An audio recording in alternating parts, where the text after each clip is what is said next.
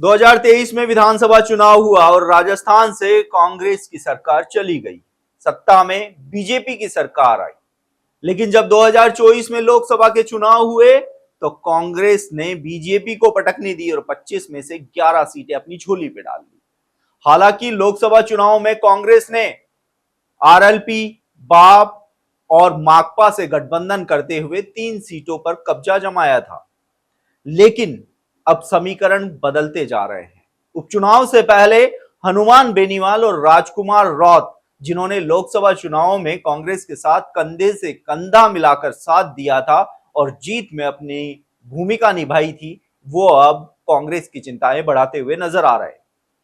पिछले दिनों राजनीति के गलियारे चर्चाओं से काफी गर्म थे, क्योंकि कहा यह जा रहा था कि उपचुनावों में राजकुमार रौत बीजेपी से गठबंधन कर सकते हैं और समय समय पर राजकुमार रौत और बीजेपी के द्वारा ऐसी बातें भी आ रही थी।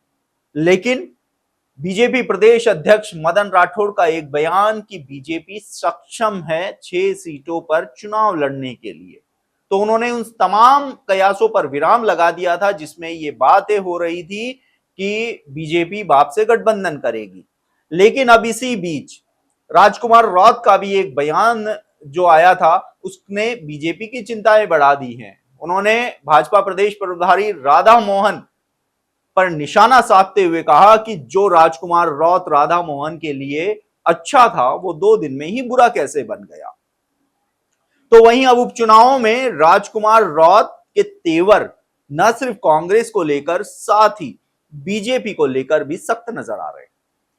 अगर राजनीतिक गुरुओं की माने तो बाप पार्टी इस बार 4 सीटों पर, यानी कि बाई इलेक्शन में 4 सीटों पर अपना उम्मीदवार उतार सकती है, जिसमें सलुम्बर, चौरासी, देवली उनियारा और दौसा की सीट है।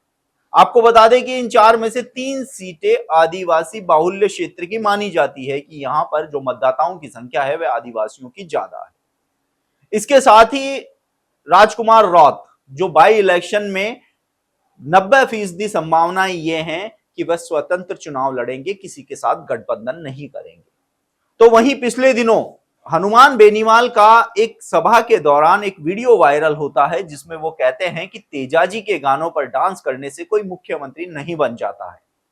यानी कि उनका सीधा निशाना पीसीसी चीफ गोविंद सिंह डोटासरा पर था, क्योंकि विधानसभा चुनावों के बाद से ही गोविंद सिंह डोटासरा का जो डांस है तेजाजी के गानों पर, वो काफी पॉपुलर रहा था। ऐसे में हनुमान बेनीवाल ने जहां पीसीसी चीफ गोविंद सिंह डोटासरा को तेवर दिखाए थे, तो वहीं अब राजकुमार रौत बीजेपी और कांग्रेस दोनों को ही तेवर दिखा रहे हैं। ऐसे में यदि बाप पार्टी बाई इलेक्शन में 4 सीटों पर अपना उम्मीदवार उतारती है तो यह कांग्रेस और बीजेपी के लिए थोड़ी मुसीबत खड़ी कर सकता है, क्योंकि बाई इलेक्शन में कांग्रेस और बीजेपी दोनों ने ही यह साफ कर दिया है कि वह अपने ही जो प्रत्याशी हैं, अपने ही जो कार्यकर्ता हैं, उन पर भरोसा जताएगी और 6 की 6 सीटों पर अपने ही प्रत्याशी उतारेगी। ऐसे में अब देखना होगा कि बाई इलेक्शन से पहले कांग्रेस और बीजेपी की चिंता राजकुमार रौत और हनुमान बेनीवाल बढ़ाएंगे या फिर बीजेपी और कांग्रेस इन दोनों ही नेताओं से टक्कर लेते हुए जो 6 सीटों पर दावा कर रही है जीत का, वो पूरा कर पाती है।